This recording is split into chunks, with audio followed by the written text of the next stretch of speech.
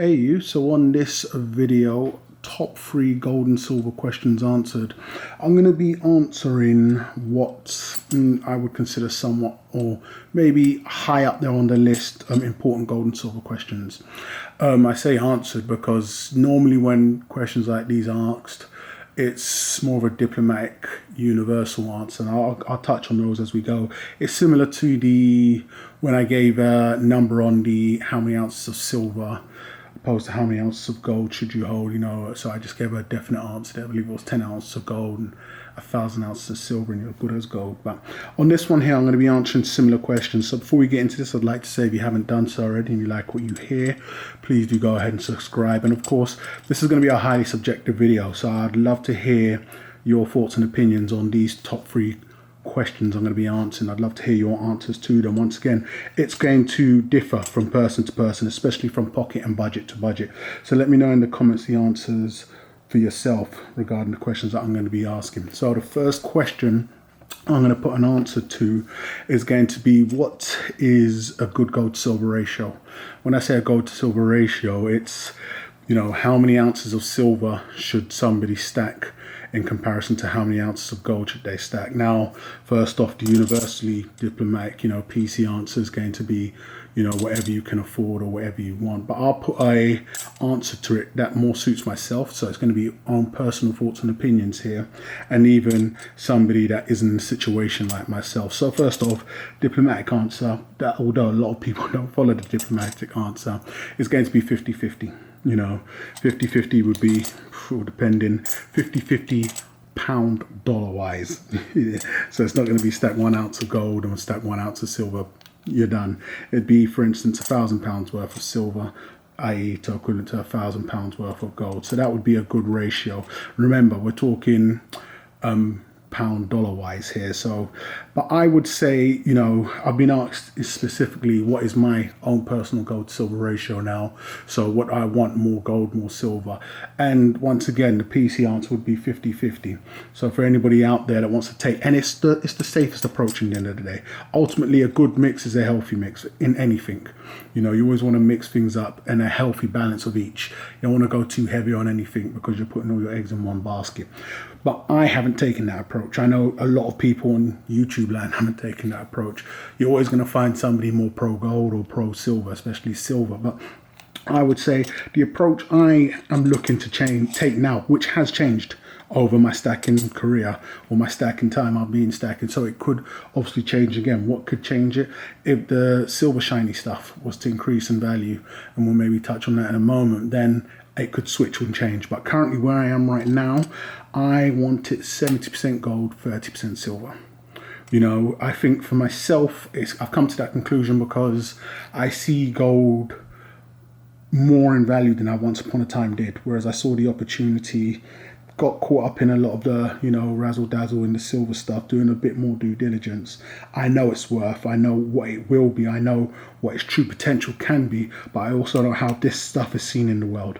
No matter what I believe, we're in a situation, in a scenario where we are now, I have to work the best for my pocket and what I see as future outcomes. So I value this more, and that's gold, over silver than I do now. So for myself, it's a 70-30.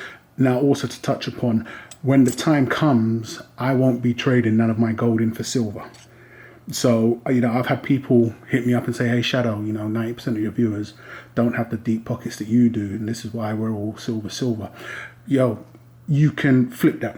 So if you're somebody on a low budget, an extremely low budget, and you'll never see an ounce of gold or whatever, then I would say go 70% silver, 30% gold. Why? Because you want to give yourself that gold buffer.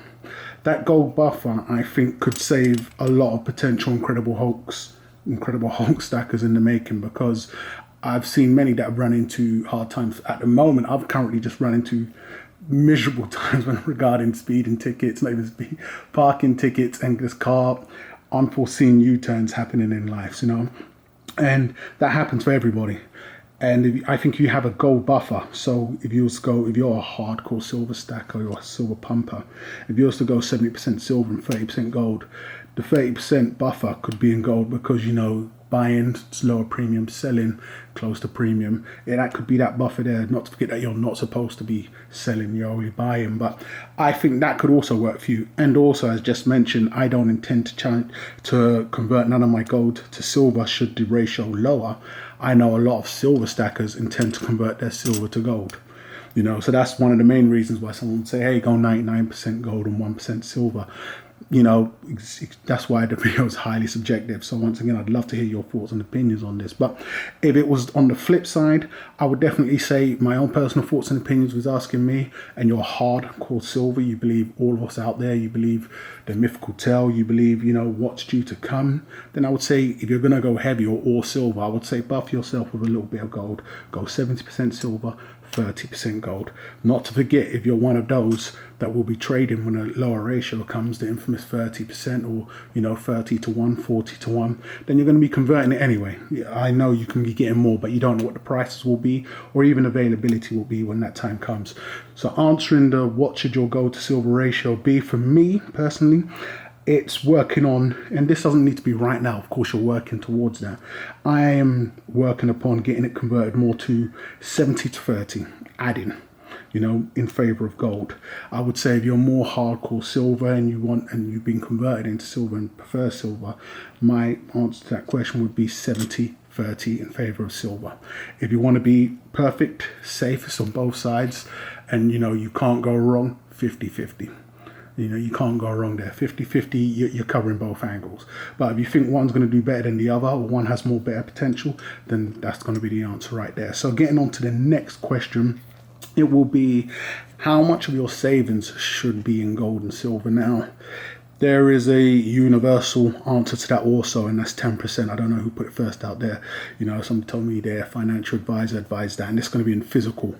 I'm going to give a dollar-pound answer to that, and, once again, highly subjective, so I'd love to hear your thoughts and opinions in the comments on what you believe that would be. So jumping straight into this, 10%. Okay, I would say this. If you are on absolute minimum wage, as many have said in the comments, and the average man can't afford this and yada yada, I would give it this. I would say the minimum in metals, we've just spoke on ratio, so we'll convert that any way you want. Let's say 50-50. I would say if you have $10,000, £10,000 in metals, I would gauge it and rate it at this. As an individual, you're covered, you're good. As an individual, I think that's enough to carry one person. If you had that all in gold, you'd be looking at 9 or 10 ounces. If you had that all in silver, $10,000 give or take, that's 1,000+ ounces. I say you're good as an individual, covered, because if it does its multiplier, gold goes to 10,000. I've done a video on that. We're looking at 100k. Why I say as an individual you're good in today's world. Even we had a housing crash tomorrow, and prices of houses in the UK and the outskirts, you can buy houses at damn near 30,000. I've heard £30,000, £50,000, £60,000. If you had purchased your minimum 10k now and had 10 ounces and it doubled to 10 times, yes, you'd be able to buy a house outright, but you wouldn't be able to retire. The remainder may carry you through depending on your lifestyle and your habits. This is why I say 10k in metals is good enough to carry one person comfortably. You could damn near work once a week or however you want to work it from there. That's own personal thoughts and opinions here. So I'm going to say $10,000 or pounds in metals. How much of your savings you're going to be working towards this? However long in your pocket is. So it's not you've got 10k in metals right now. If you do, you're fantastic. If you don't and you're just starting and you want to build up, this is my thoughts and my number I would give. I'd say if you can work up to 10k, that's the minimum where I'd say you was covered. It would cover one person, Go into the next level where I would easily say, your loved ones and maybe your kids, depending on how many you have, I would put that number at $25,000 pounds to $50,000 pounds. Now, if you had that much in metals, I would say you're covered and your loved ones are covered. That is a lot to have in metals. Working off of the ratio, again, depending on what you want, that could be upwards of, on the minimum, $25,000 pounds. You've damn near got 22, 25 ounces of gold. You're talking silver, and not to forget the premiums are damn near nothing in America. That's 2,000 plus ounces of silver. If it was to go to wherever you believe that mythical number is, looking at silver, if you believe it's going to be 3 digits and you've got 2,500 ounces, if you believe gold is going to be 3 times what it is now, 5,000 to 10,000, and you've got 25k on the lower end of the number or the scale where I believe you and your loved ones are covered, then you're very good. So I would say to be at a medium status where I think is the goal to hit. That's the place, that's the zone to hit from the 25. So I would say the minimum, of course, is a massive milestone for anybody. But if you can work your way within your own time frame, hopefully within the next 20 years, where you have $25,000 or pounds to $50,000 or pounds in gold or silver, working on whichever ratio you decide to go, I would say you and your loved ones are covered. That's how I'm just gauging it. Whereas you, your partner, and your kids, say you got the average 2.5, you're covered. Own personal thoughts and opinions here, depending on how that looks. Remember, if we're seeing metals increase, we could be seeing fiat. If you're gauging it in fiat, decrease.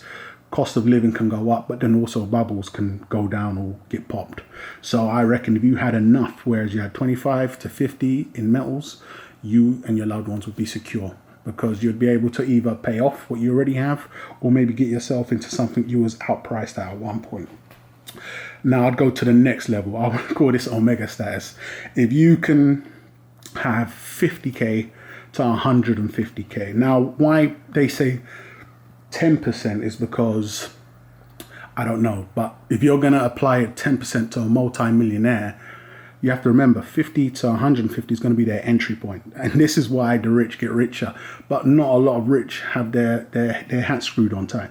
But it's the entry level for your average multi-millionaire, or even your average millionaire, somebody up there spending 10% of their wealth. If you've got $1 million in savings that ain't tied up in assets, that's them coming. They're coming in automatically for physical metals around the 50,000 to 150k. This is why I call it the omega status. If you've got enough to get there, ultimately your end goal, where you're looking at 100 ounces of gold plus, or 12,000 ounces of silver, you're on a whole new plane. You're good as gold, literally. And I'm referring to it as gold until silver takes that place. You've got nothing to worry about if you're there, and it's not a worry for you or a hassle. Some people wouldn't put that much in, but once again, it all depends on each and everybody's pockets. How many people do you know that are in that bracket where they can afford that much? How many people that's just a drop in the pond for them? How many people do you know that couldn't even get to $1,000? So it's going to be very subjective, and this is why I broke it down like that. The 10k was if you're on the minimum, but you're highly dedicated, about sacrifices that need to be made in life, and you're working for a bigger purpose. The 25 to 50 for the hard workers, for those that understand what needs to be sacrificed and those that are working towards it. For those that maybe at a status or maybe have a windfall, come into cash, get an inheritance, or for whichever reasons they're of that stature already, if you can come in at 50 to 150k, you're damn near omega status, more in the middle of that, so you start at 65 or whatever. This is me putting answers to those questions there. Once again, the average or the industry standard is, 10%. The third question I'll put out there is what to sell and what to pass down, i.e. what to leave for your loved ones if you're going to be doing that. Now for me, once again, highly subjective, I intend to leave my loved ones stuff like this, governmented, but specifically this, until we see a situation, or we don't see a situation where silver takes a much higher role in price. I'm going to be leaving them sovereigns, and not even a fancy coin like this. A lot of these will be getting converted into standard bullion, Britannia, gold Britannias, and this is what I'll be passing down. Outside of that, everything that has collectability to it, that can appreciate, even if it's the same design but a different year, I'll be converting. I personally won't be handing down no silver. Once again, if silver stature changes and it reaches its true potential, this whole game plan can change and we'll get an updated video. But as it stands, I'll be leaving them what, banks and all other industries see as, the standard. And that's going to be the gold shiny stuff. Nothing too hard for them to convert. I would rather go through the snail paces trying to liquidate, and the phone calls, and, reaching out and trying to get the best price for what I paid in and get premiums back, i.e. liquidating the collectibles and even the silver, and then leave them something that's going to be as extremely straightforward as possible. If it's high premium, like my gold sovereign sets that I own, I know in the UK, and this is why I've only gone mainly for the 2000 plus sets. In the UK, if you was to drop a 2002 proof sovereign set on a dealer or a pawnbroker, they would know what it was. I don't want to go too far back, 1989 sovereign sets inbound coming, but that's as far as I want to go. I know in America there's a lot of talk, someone's asking a lot of questions about the pre-33 stuff. I'd want to start from now, not go too further back from here. So, within 30, 50 years plus, hopefully they're matured enough where they can get something. If they haven't, that is what it is. Not to forget the 1989 set's damn near 30 plus years old now, and it's still going for a relatively decent price, although it was picked up for pennies in comparison to what it is now. So I would say, answering that question, what to sell and what to hand down, it would easily be, your gold eagles, your Cougarans, your gold maples, even government if it was going to be silver, and then what to sell yourself to either live that lavish lifestyle, you're rich, is going to be all your collectible stuff if you do have that. And then if not, your generic stuff. That's putting an answer to that question. So you're going to sell all of your collectible stuff or your extremely low premium stuff, and you're going to hand down if that time ever comes, or if you ever do want to do so, unless you're going to cruise the world for your remaining days, all of your silver and all of your non-collectible, non-governmented stuff. So that's going to be the top 3 gold and silver questions answered, guys. Again, it's extremely subjective, so I'd love to hear your thoughts and opinions on that. What is your gold to silver ratio? How much silver do you hold over gold, or what do you see as a good ratio? How much savings do you believe should be put into metals? If you're going to put a number on it, we all know the 10%, but if you're going to say a number, not to forget, people's pockets come in all shapes and sizes. So if you could universally put a number out there, what would you put? A minimum, an average, and then an omega? And then also what to sell and what to pass down. If you was giving that information to somebody, what would you put? So go ahead and leave that in the comments, guys. Once again, go ahead and subscribe if you haven't done so already, and I'll catch you guys on the rebound.